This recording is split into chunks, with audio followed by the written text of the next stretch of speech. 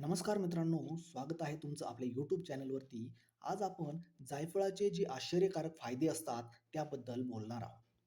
विशेषतः पुरुषांची जी ताकद असते, हार्मोन्स असतात, प्रजनन क्षमता वाढवण्यासाठी जे फायदे असतात त्याबद्दल या व्हिडिओमध्ये आपण बोलणार आहोत. आयुर्वेदामध्ये जायफळाला कामोत्तेजक असं म्हटलं जातं.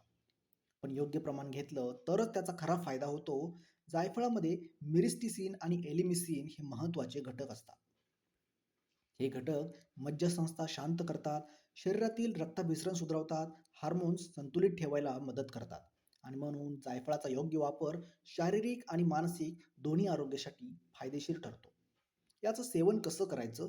त्यासाठी आपल्याला जायफळाची बारीक पूड करून घ्यायची आहे आणि रोज रात्री झोपण्यापूर्वी 1 ग्लास कोमट दूध घ्यायचं आहे. त्यामध्ये फक्त 2 ते 3 चिमूट जायफळाची पूड जी आहे आपल्याला मिसळायची आहे आणि हे दूध आपल्याला हळू प्यायचं आहे. जायफळाचं प्रमाण कधीही जास्त घेऊ नका, कारण जायफळ हे उष्ण असतं आणि जास्त प्रमाण ही आपल्या शरीरासाठी अपायकारक ठरू शकतं. तर याचे फायदे नक्की कसे होतात? तर जायफळ हे पुरुषांमधील शुक्राणूंची जी संख्या आहे ही वाढवायला फार मदत करतं. शुक्राणूंची गती वाढवायला देखील मदत करतं आणि यामुळे गर्भधारणेची शक्यता जी आहे ही वाढायला लागते. जायफळ आपल्या मेंदूमध्ये तणाव निर्माण करणारे हार्मोन्स जे असतात हे कमी करतं आणि यामुळे मानसिक शांतता मिळते, झोप सुधारते आणि अप्रत्यक्षपणे प्रजनन आरोग्य देखील सुधारते. जायफळ आपले जे गुप्तांग असतात त्या भागातील रक्ताभिसरण सुधारवते आणि यामुळे आपल्या शरीराची ताकद वाढते, स्टॅमिना वाढतो, थकवा जो आहे हा कमी जाणवतो. नियमित आणि योग्य प्रमाणामध्ये जायफळ घेतलं तर शरीरातील टेस्टेस्टेरॉन या मुख्य पुरुष हार्मोनची पातळी संतुलित ठेवायला मदत होते आणि याचा थेट परिणाम जो आहे तो आपल्या ताकदीवर, आत्मविश्वासावर आणि लैंगिक आरोग्यावर होत असतो.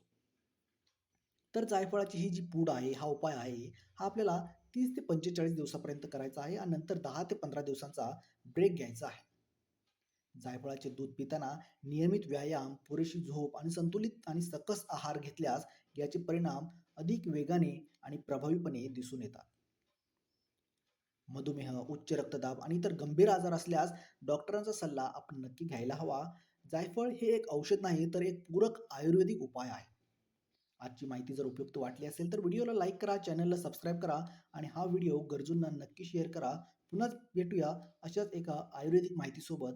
तोपर्यंत धन्यवाद.